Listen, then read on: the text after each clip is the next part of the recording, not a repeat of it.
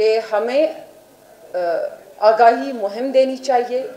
ज़िले और तहसील लेवल पर लोगों को शऊर और आगाही देना चाहिए टीबी के हवाले से, क्योंकि बलूचिस्तान के ज़्यादातर और देही इलाकों में लोगों को टीबी के बारे में मालूमात नहीं है, जिसकी वजह से लोग अपनी जानों की ज़िंदगियों की बाजियां हार रहे हैं क्योंकि लोगों को पता नहीं है। जिस तरह इस प्रोग्राम के शुरुआत में एक टेबलो दिखाया गया जिसमें ये दिखाने की कोशिश की कि लोगों को मालूमात टीबी के बारे में अक्सर नहीं होता।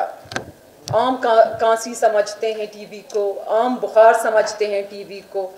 प्रोविंशियल लेवल पर सेमिनार्स और प्रोग्राम्स को मैं अप्रिशिएट करती हूँ, लेकिन मैं समझती हूँ कि हमें तहसील लेवल पर और ज़िले लेवल पर ये शऊर और आगाही का मुहिम तेज़ करना होगा ताकि लोगों को पता हो। और जिस देही इलाके से मैं ताल्लुक़ रखती हूँ वहाँ हर साल टीबी के हवाले से दवाइयाँ आती हैं, क्योंकि हॉस्पिटल्स के जो डॉक्टर्स हैं वो बताते हैं कि हमें टीबी के बारे में टीबी के इलाज के लिए मेडिसिन दिया जाता है और साल के एंड तक वो यूटिलाइज नहीं होता। तो इट्स मीन कि वहाँ तशखीस नहीं होता। इस तरह नहीं है कि टीबी के मरीज़ ना हो, इट्स नॉट पॉसिबल। मसला ये है कि तशखीस नहीं होता।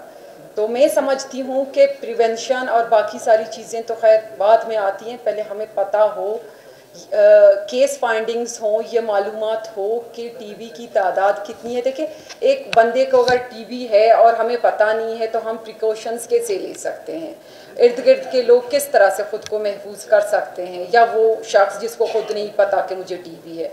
तो मैं समझती हूँ कि शऊर आगाही देनी चाहिए।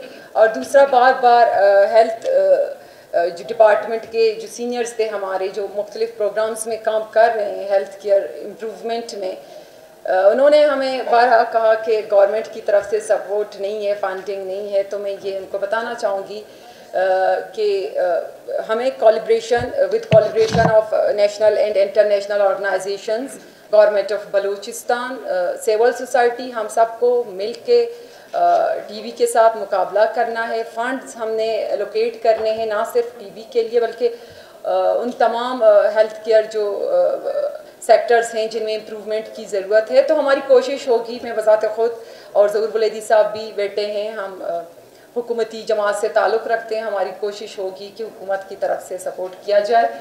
और एंड में मैं ये कहना चाहूँगी कि हम सबको अपने हिस्से का कंट्रीब्यूट करना चाहिए। मेरे ख्याल से इस प्रोग्राम में बेटे 80% लोग देही इलाकों से ताल्लुक़ रखते होंगे, तो वो अपने इलाकों में हुकूमत बलूचिस्तान के साथ और इंटरनेशनल जितने भी प्रोजेक्ट्स चल रहे हैं उन सब में अपना हिस्सा डालने की कोशिश करें एज अ वॉलंटियर, क्योंकि बलूचिस्तान वो सूबा है जैसे कि यहाँ पहले की स्पीकर ने बताया कि बलूचिस्तान हर हवाले से पीछे है। अगर हम हेल्थ देखें, मलेरिया देखें, टीबी देखें, किसी भी हम सेक्टर को उठा के देख लें, बलूचिस्तान बहुत पीछे है। तो मैं समझती हूँ कि बलूचिस्तान में जो हालात चल रहे हैं, जो करंट सिचुएशन है, ये मेरी ज़ाती अंडरस्टैंडिंग है। मैं समझती हूँ कहीं ना कहीं वजूहात ये भी हैं कि हम डेवलपमेंट कामों में या हम उन सारी चीज़ों से ख़ुद को दूर नहीं रख पाते जिनकी वजह से बलूचिस्तान के मौजूदा जो आज जो हालात हैं, जिनके वजूहात पर हम उन सारी चीज़ों को ख़ुद को दूर नहीं रख पा रहे। हम हर चीज़ को पॉलिटिसाइज़ करते हैं, हर मसले को। और अभी टीवी के इशू पे भी किसी ने फॉर्म 47 और 45 का जिक्र किया, तो हम इतना हर चीज़ को हमने पॉलिटिसाइज़ कर दिया। एक हर मसले में हमें सियासत नज़र आता है, हम खुद से सवाल नहीं करते what are contribution for Balochistan. तो इस प्रोग्राम के मुनासिबत से मैं ये कहना चाहूँगी कि हम सबको अपने हिस्से का किरदार अदा करना होगा, तब ये जो मसाइल बताए कि बलूचिस्तान हर चीज़ में पीछे शायद आगे जा सके। हम सब इन सारी चीज़ों का जिम्मेदार है, हम सबको कोशिश करना चाहिए। Thank you.